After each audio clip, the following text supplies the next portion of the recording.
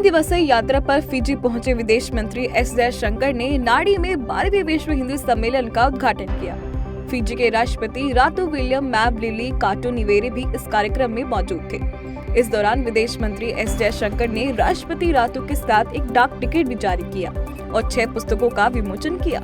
इस मौके पर विदेश मंत्री एस जयशंकर ने कहा कि विश्व हिंदी सम्मेलन जैसे आयोजनों में यह स्वाभाविक है कि हमारा ध्यान हिंदी भाषा के विभिन्न पहलुओं, उसके वैश्विक उपयोग और उसके प्रसार पर होना चाहिए। हम फिजी, प्रशांत क्षेत्र और गिरमिटिया देशों में हिंदी की स्थिति जैसे मुद्दों पर चर्चा करें। भारत का रक्षा क्षेत्र जैसे जैसे मजबूत हो रहा है, वैसे वैसे अन्य देश भी भारतीय हथियारों में अपनी रुचि दिखा रहे हैं। इसी कड़ी में भारत में ही विकसित हल्के लड़ाकू विमान तेजस की खरीद में अर्जेंटीना और मिस्र समेत कई देशों ने रुचि जाहिर की है। हिंदुस्तान एरोनॉटिक्स लिमिटेड यानी HAL के अध्यक्ष CB अनंत कृष्णन ने कहा कि भारत तेजस विमानों की संभावित आपूर्ति के लिए अर्जेंटीना और मिस्र दोनों से बातचीत कर रहा है।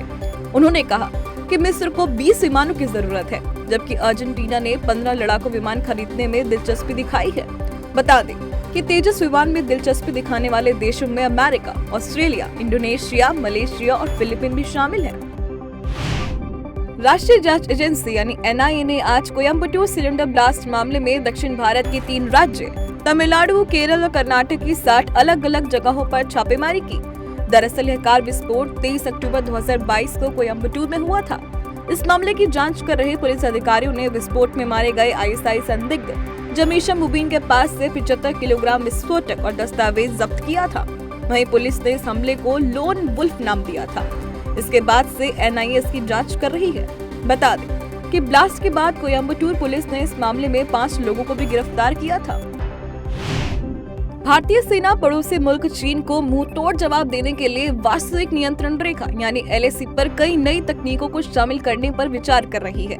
नई तकनीकों में निगरानी के लिए ड्रोन, सॉफ्ट और हार्ड किलिंग के लिए काउंटर ड्रोन के साथ कई नई टेक्नोलॉजियां शामिल हैं, जिसे लेकर सेना प्रमुख जनरल मनोज पांडे ने बेंगलुरु में चल रहे एरो इंडिया शो में मीडिया से बात करते हुए कहा कि LAC पर अपनी सुरक्षा मजबूत करने के लिए कई नई तकनीकों के इस्तेमाल पर विचार कर रहा है।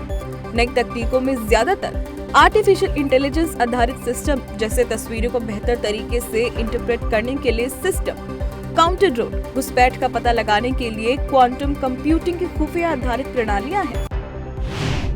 यौन शोषण को लेकर चर्चा के पादरी हमेशा सवालों के घेरे में रहे हैं। खबर आई है कि पुर्तगाल में बाल यौन शोषण के संदिग्ध 100 से अधिक आरोपी पादरी चर्च की भूमिका में अब भी सक्रिय हैं। जनवरी 2022 से जांच कर रहे एक आयोग ने जानकारी दी है। समाचार एजेंसी रॉयटर्स के अनुसार एक रिपोर्ट में आयोग ने बताया कि पुर्तगाल के रोमन कैथोलिक चर्च के सदस्यों द्वारा कम से कम 4815 बच्चों का यौन शोषण किया गया था। ज्यादातर पादरियों की उम्र 70 वर्ष से अधिक है। आयोग ने इस संख्या को टिप ऑफ द आइसबर्ग करार दिया है। आयोग का नेतृत्व करने वाले बाल मनोचिकित्सक पेड्रो स्ट्रेच ने कहा कि यह आरोपी पादरियों की एक लिस्ट तैयार कर रहे हैं।